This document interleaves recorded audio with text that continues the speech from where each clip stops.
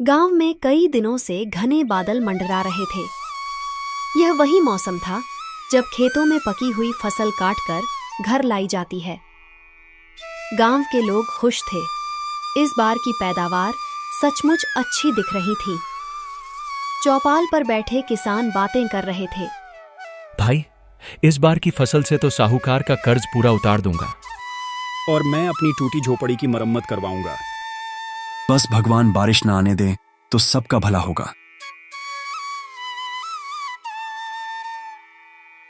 सबकी आंखों में उम्मीद थी, लेकिन अचानक आसमान काला पड़ गया।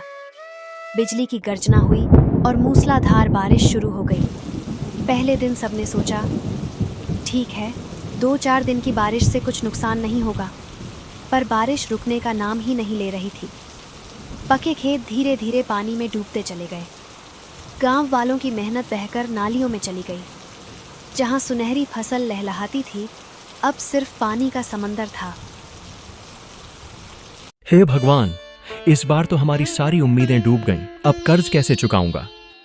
बर्बादी के बाद भी कर्ज अपनी जगह खड़ा था। 2 दिन बाद साहूकार खुद आ धमका।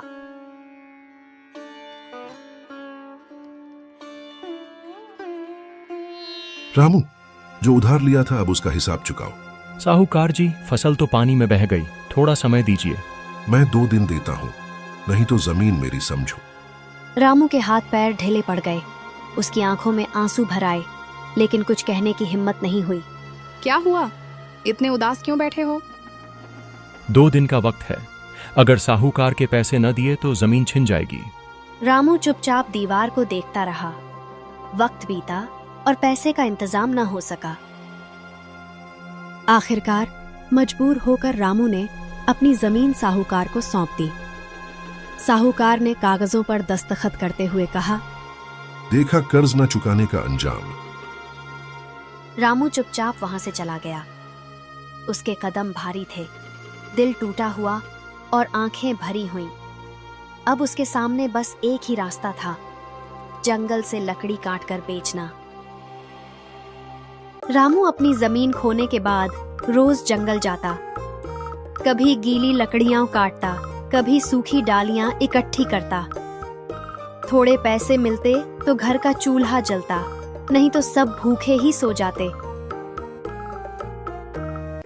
एक दिन दोपहर को वह जंगल में पेड़ काट रहा था। अचानक पीछे से किसी की आवाज आई। बेटा, मैं भूखा हूँ, क्या तेरे पास कुछ खाने को है? रामू ने अपनी कुल्हाड़ी नीचे रख दी और जेब टटोली। उसके पास खाने को तो कुछ नहीं था, बस 5 रुपये की मुड़ी तुड़ी नोट पड़ी थी। महाराज, मेरे पास भोजन नहीं है, लेकिन ये 5 रुपये ले लीजिए। पास ही एक ढाबा है, वहां से कुछ खा लीजिए।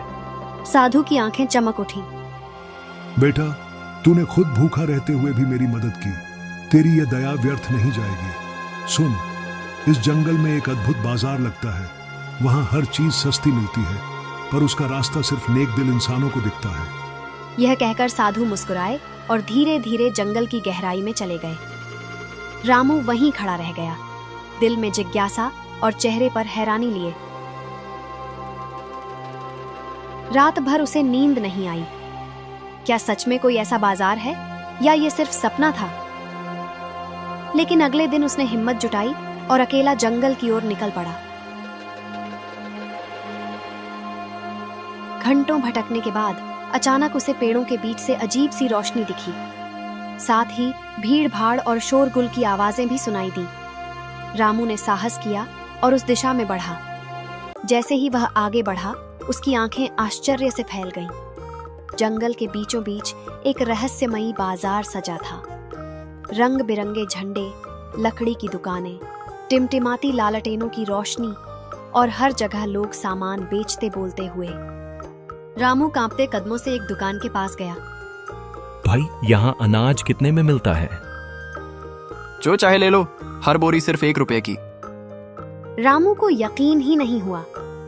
उसने तुरंत 50 किलो चावल और 50 किलो गेहूं खरीदा और बोरी कंधे पर डालकर गांव की ओर भागा। उसके चेहरे पर महीनों बाद पहली बार मुस्कान थी। घर पहुंचकर उसने बोरी पत्नी के सामने रख दी। ये अनाज कहाँ से आया? हमारे पास तो पैसे भी नहीं थे। भगवान ने हमारी सुन ली। एक साधु बाबा ने मुझे जगह बताई थी। पत्नी की आंखें भी चमक उठी। अगर ऐसा है तो तुम कुछ अनाज बेच भी दो, उससे पैसे आएंगे और खर्च भी चलेगा। रामू ने अगले दिन गांव के किराना स्टोर पर बोरी बेच दी। मुट्ठी भर पैसों से उसकी आंखों में उम्मीद लौट आई। अब हर रोज वह उसी रहस्यमयी बाजार से अनाज लाता, गांव में बेचता और धीरे धीरे उसका घर फिर से संभलने लगा। धीरे धीरे हालात बदलने लगे। जो रामू कभी अपनी जमीन गंवाकर टूट चुका था, वही अब पूरे गांव का सहारा बन गया। गांव वाले कहते, रामू भाई तो अब सबका पेट भर रहे हैं। रामू की मेहनत और ईमानदारी ने उसकी किस्मत बदल दी थी। उसने घर की हालत सुधारी, बच्चों की पढ़ाई फिर से शुरू करवाई और धीरे धीरे कर्ज चुकाने लायक पैसा भी जोड़ लिया। उधर साहूकार के आदमी ने ये सब देख लिया। वह भागते हुए साहूकार के पास पहुंचा और बोला, मालिक, वो रामू जिसे आप गरीब समझते थे अब बड़ा आदमी बन गया है। उसकी दुकान भी खुल गई है और उसके पास खूब पैसा आ गया है। साहूकार हैरानी और गुस्से से भर गया। क्या वो रामू जिसके पास खाने को दाना नहीं था, इतना सब कैसे हो गया? थोड़ी देर बाद रामू खुद वहां आ जाता है। रामू अब साहूकार के सामने खड़ा हुआ। उसके चेहरे पर आत्मविश्वास झलक रहा था। साहूकार जी, यह लीजिए आपके पूरे कर्ज के पैसे, और अब मेरी जमीन के कागजात मुझे लौटा दीजिए। साहूकार मजबूर होकर बोला, हाँ, ये लो कागजात। रामू की आंखों में चमक आ गई। जिस जमीन को खोकर वह टूटा था, वही जमीन अब उसे उसकी मेहनत और सच्चाई से वापस मिल गई थी।